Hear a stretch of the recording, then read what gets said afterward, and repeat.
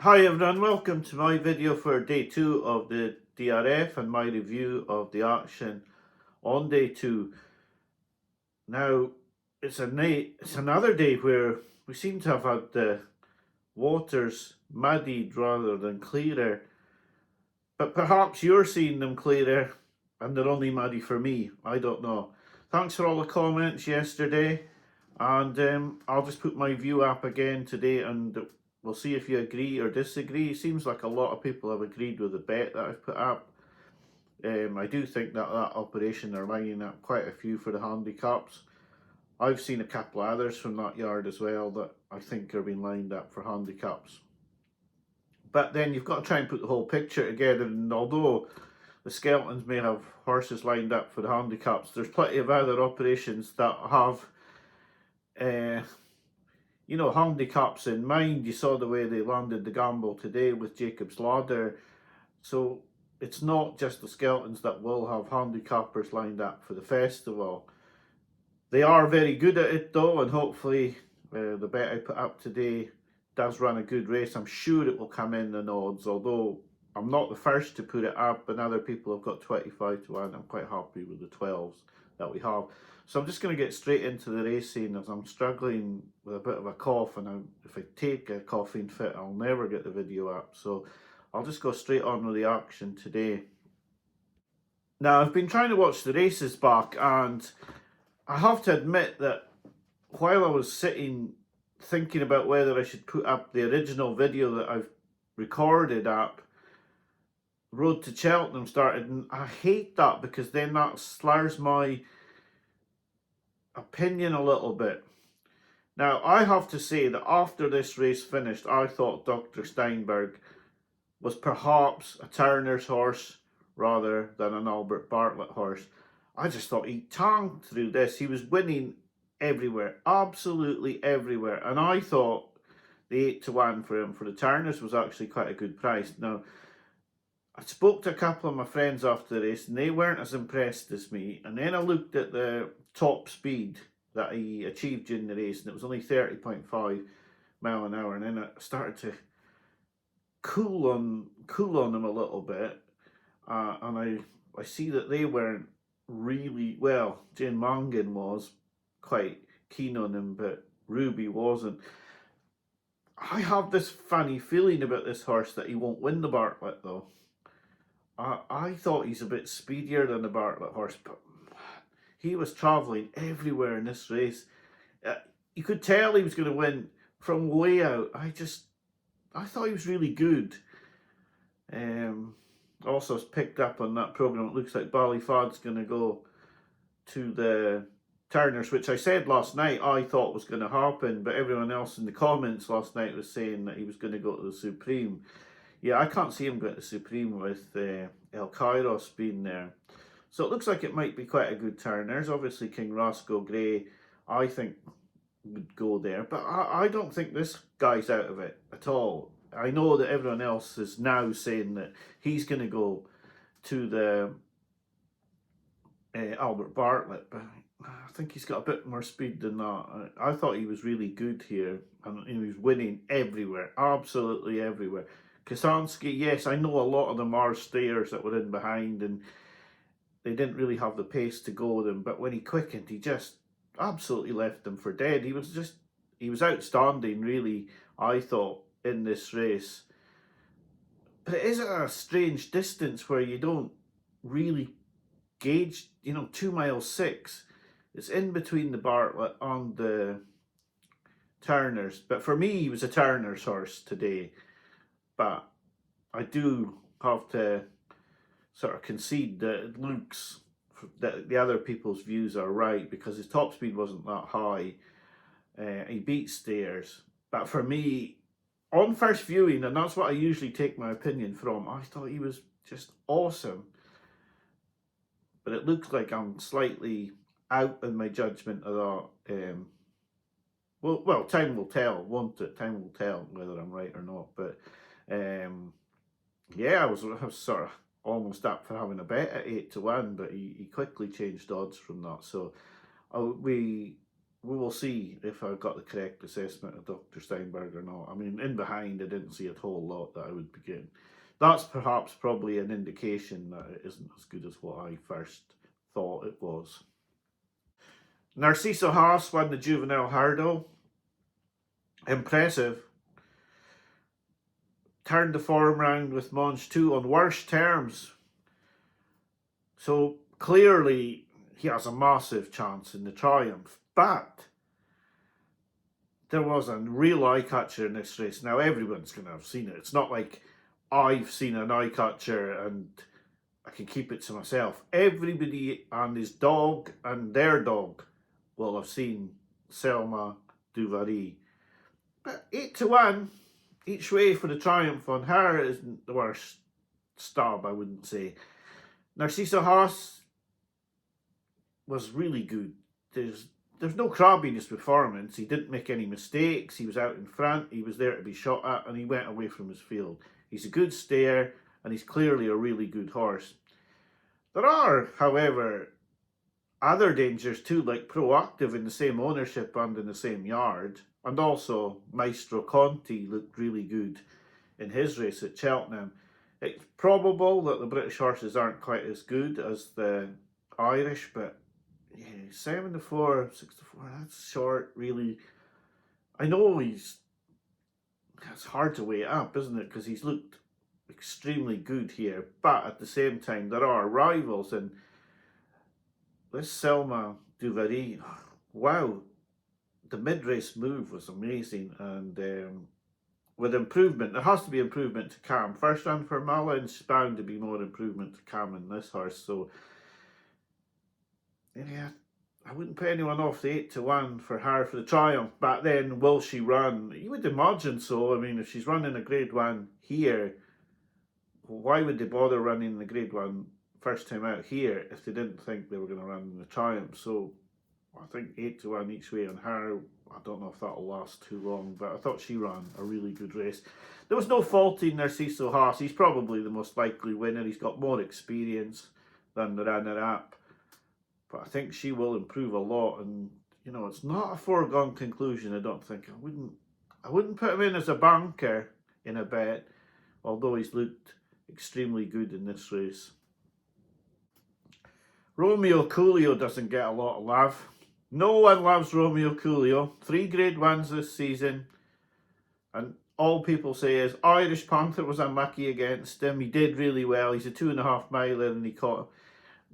I'm wondering what Lalamba's beaten that I've missed to be 6-4 favourite for this.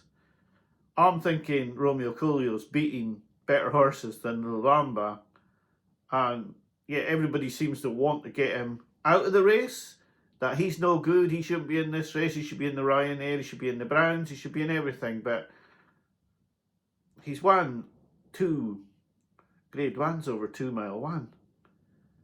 And for whatever reason, he gets no credit. Now, Irish Panther is turned inside out. He's caught him after getting caught in a pocket and not jumping great. He's beaten Kyrgyz today after not jumping great again. My only worry about betting Romeo Coolio for the Cheltenham Festival would be that he's had a hard race today. But he didn't jump great, and he still won. She's run fantastic, Kyrgyz, and yeah, she lost momentum at the last as well. Furlong and a half shorter, possibly the tables could turn, but I still think he'll jump better at Cheltenham. I think for some reason I don't. I think when horses make mistakes at Leopardstown, I'm prepared to forgive a little bit. I think he'll relish Cheltenham. I still think he's got a fantastic chance in the Arkle, but everybody else wants to take pot shots at Romeo Coolio, to be honest. I know Kyrgyz's run well here, but she's got the mare's allowance, and he's still beaten her, even after not jumping great. She's definitely jumped the better of the two, and he's still won. So, yeah, I have to stick with Romeo Coolio. Much as it disgusts everybody else, and like, I don't know where they've got this big form kick for the Lamba from, because Be Aware didn't exactly enhance the form. Kopik de Board's been injured half the season, and he's beaten Kyrgyz, who's the next in the line. So I don't know what he needs to do to get some love, but I love him. I think he's great, and hopefully he'll prove me right come the Arkle on the Tuesday of the festival. The Irish Gold Cup. I wouldn't have fancied Fuck to File at all. I had a place like on Gaelic Warrior, so you can probably work out from that I didn't have a good Irish Gold Cup. And added to my win bet on Savant today, yeah, not a highly profitable day at the office today for me. How Savant got beat in that handicap hurdle, I still don't know. Anyway, yeah, getting on to the Irish Gold Cup. Spindlebury's gone out for the Mare's Chase, and yeah, I could see Walsh was only too happy to be shouting, "I told you so," that she wasn't good enough. And I'm sure Willie's saying to the owner, "We told you she wasn't good enough." And she's drifted out for the Mare's Chase, and she may have had a bad experience, and it could be that this sets her back a little bit. Yeah, and of course he was extolling the virtues of Lossiemouth should be going to the Mare's Hurdle, and I did really like Jane Langan's retort to that, where they were saying that they just realised, you know, that everyone wants to breed a Mare's Hurdle winner, not a champion hurdler, which I thought put him in his place a little bit. And maybe someone should say that to Wooly and Rich Ritchie as well. But we all know where she's going. And anyway, we better get back to the Irish Gold Cup. So Spindlebury, yeah, probably set back a little bit for this run. I know the way you're thinking. Disastrous run. And although they say it looked a little bit better until he came to the last and fell, it certainly was nowhere near what I was hoping for. And yeah, we can call him a project that's gone wrong. I was holding out when everyone else had already given up, and I should have given up when they gave up. But the Gold Cup now becomes a blank page for me. Fact to File's going to need to be supplemented. I'm sure that JP can afford to supplement if he wants to. Gaelic Warrior, probably the one to take out of it, really. He just sort of was a bit too free. Galloping des Champs. Now, they put up a lot of excuses for this horse after the race, which would have been nice before the race, considering he went off such a short price. But they were saying that he, you know, with these two runs now, that he'll probably do better at Cheltenham. I think for me, with the amount of rivals he's got, to take him on in the Gold Cup, but I think it would be a hell of an achievement to win back the Gold Cup against Fact to File, Gaelic Warrior, the Jukebox Man, Django By, and whoever else is going to go in the Gold Cup. So for me, I think that Galloping des Champs will not regain the Gold Cup. If Fact to File's going to be supplemented, I'm sure there's going to be horses that might want to drop back into the Ryanair, such as Gaelic Warrior. The horse who I think would just be ideal for the Ryanair is the Jukebox Man, but I think Harry Redknapp's got a bit more go about him, and I think he'll want to go to the Gold Cup and give it a go.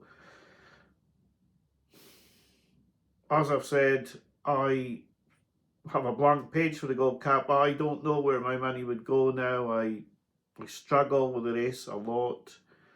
There are a lot of the grade ones at the moment that I'm really struggling with. I don't know where I'm going to go. I don't know what I'm going to back. I don't know what I would back in a champion hurdle at the moment.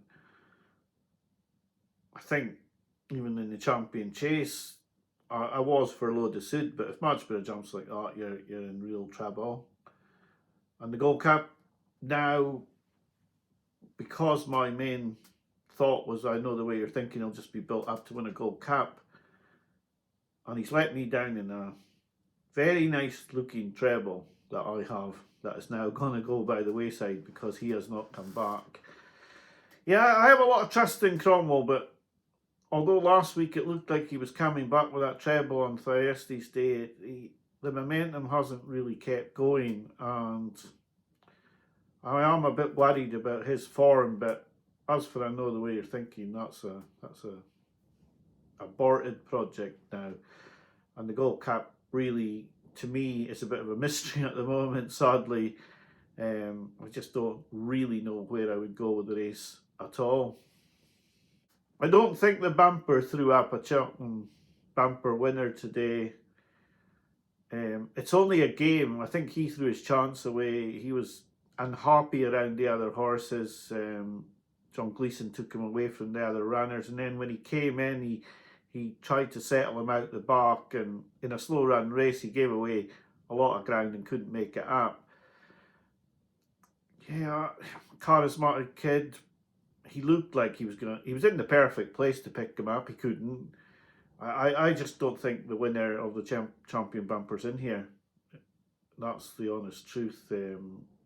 What good horses have we seen so far? And I think a lot of people would say I liked Keren, and then there was the one at Nace or Navan last weekend, the Rich Ritchie one, which I can't remember the name of at the moment. But formulating a bumper plan, well, it has yielded a winner and a second on our videos, with Kilcrap being second at 14-1, which was a great bet. He got off 10-11, and we did have a Dream to Share that won as well.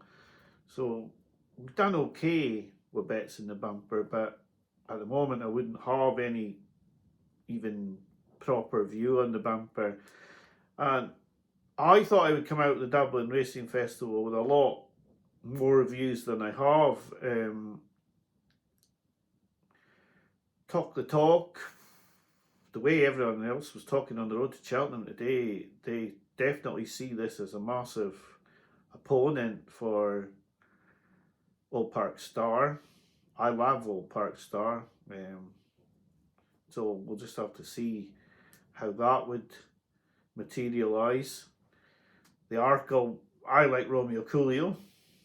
I'm his only fan by the looks of it, but I think a lot of the bets are going to come in the handicaps. The prices now are starting to really drop, and although there's no big, all the races are wide open, but I don't have a view where I'm really keen on something that's at a decent price in the graded races at all. And obviously I'm worried about sort of judgment on, I know the way you're thinking, then you see what Mansborough did yesterday, and then you worry about my thoughts on Lotus Sud, who I think could run a massive race because he's going to go in there fresh.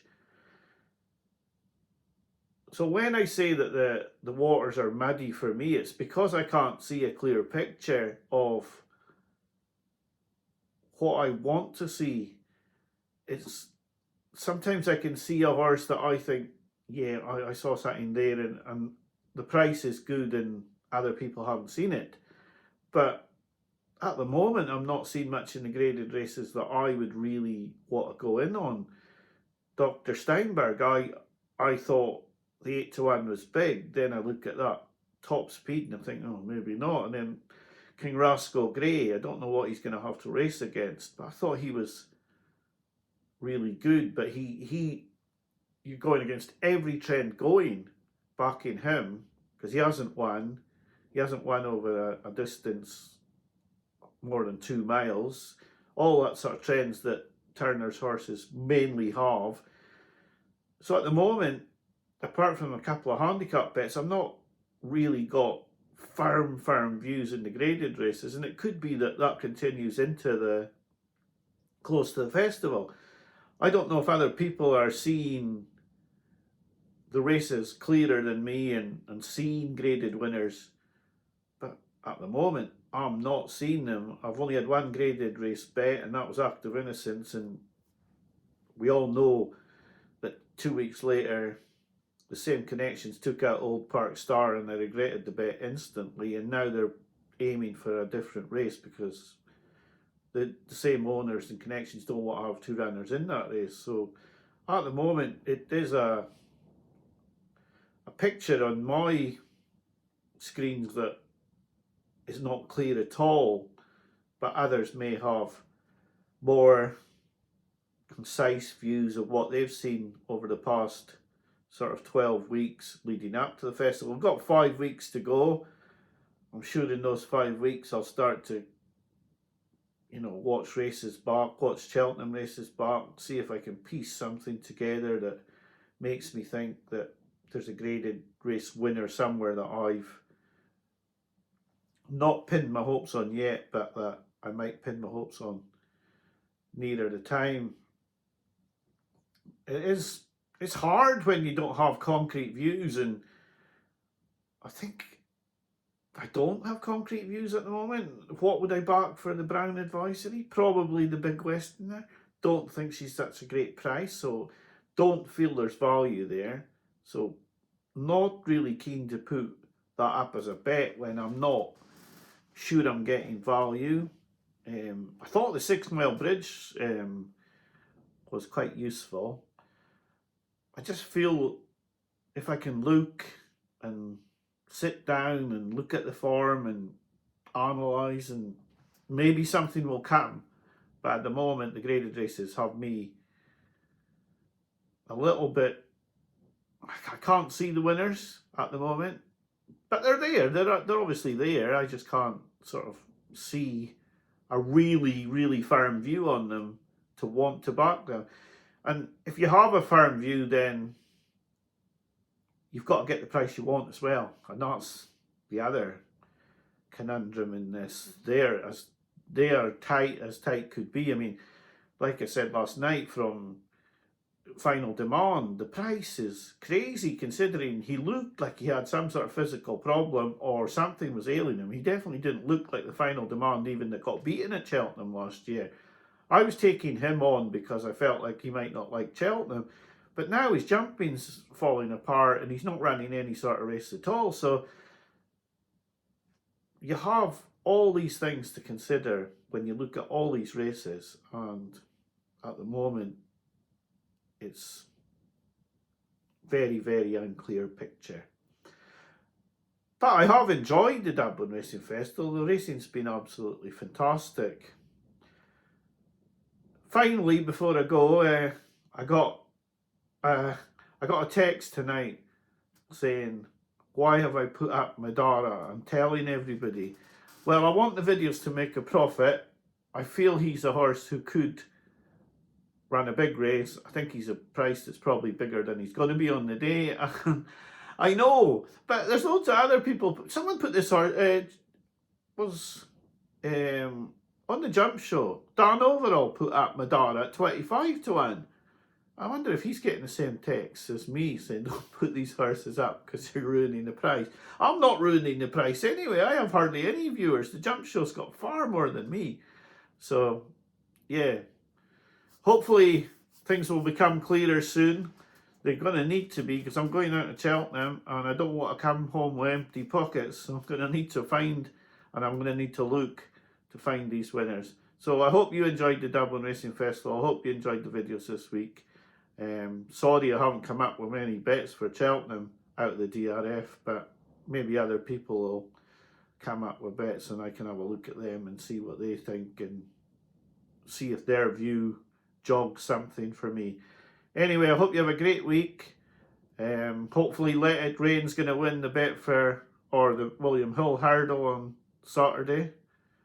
I have to admit to having a fair bit on her, and also on her for the in some little doubles for Cheltenham with other horses. So hopefully she'll run a big race. She's another of those ones that I've seen that Skelton has plotted up, but I mean she's hardly been missed at 11 to 4, 3 to 1 for the race, and it's probably going to have 20 rivals, so it's not going to be easy, but hopefully she'll run a big race. So thank you all for watching. I'll be back to you next week. Bye for now.